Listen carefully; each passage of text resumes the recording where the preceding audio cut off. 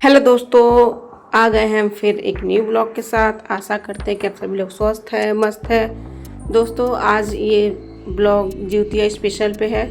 देखिए दोस्तों, जिउतिया की स्टार्टिंग नहा खा मरुआ की रोटी और साग से होती है।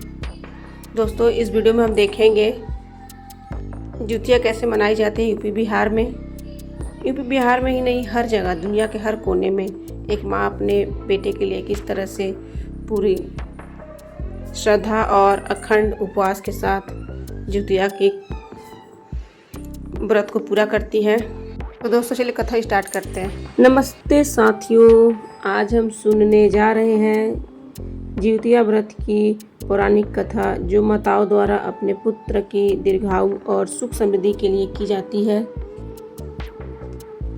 बहुत समय पहले की बात है, एक राजा थे जिमुतवाहन। वे बड़े दयालु और धर्मात्मा थे। प्रजा का भला करना ही उनका धर्म था। एक दिन वे घूमते घूमते एक जंगल में पहुंचे। वहां उन्होंने देखा कि एक वृद्धा औरत बहुत रो रही थी। जिमुतवाहन ने कारण पूछा तो वृद्धा ने बताया, मैं नागवंश की हूँ। हमारी परंपरा है कि प्रतिदिन हमें गरुड़ पक्षी को एक नाग का बलिदान देना पड़ता है। आज मेरी बारी है और मेरे बेटे को गरुड़ के सामने चढ़ाना होगा। यह सुनकर जिमुतवाहन का हृदय पिघल गया। वे बोले, माँ आप चिंता मत करें, आपके बेटे की जगह मैं गरुड़ के सामने बलिदान दूंगा।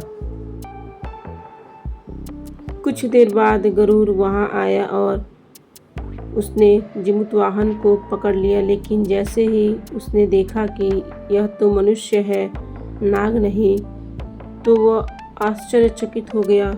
उसने पूछा, तुम कौन हो और अपनी जान क्यों दांव पे लगा रहे हो?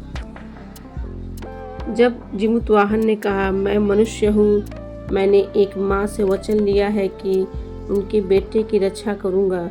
वचन की रक्षा के लिए ही मैंने स्वयं को तुम्हारे हवाले कर दिया है। गरुड़ जिमुतवाहन की निष्ठा और त्याग से बहुत प्रभावित हुआ। उसने कहा, हे वीर, मैं तुम्हारी भावना से प्रसन्न हूँ। आज से मैं किसी भी नाग का बलिदान नहीं लूँगा। तो दोस्तों ये थी एक जिउतिया व्रत की कथा। फलस्वरूप इस प्रकार जिमुतवाहन की साहस और करुणा के कारण नागवंश बच गया। तभी से जिउतिया व्रत की परंपरा चली, जिसमें माताएं अपने पुत्र की लंबी आयु और सुख समृद्धि के लिए कठोर उपवास करती हैं और इस कथा का श्रवण करती है। इस व्रत की महिमा से संतान को दीर्घायु, स्वास्थ्य और सुख की प्राप्ति होती है। इसी विश्वास के साथ माताएं पूरी श्रद्धा और भक्ति से यह व्रत करती है। यही थी जिउतिया व्रत की पावन कथा। आप सभी के जीवन में सुख, शांति और समृद्धि बनी रहे। जय जितवाहन देव।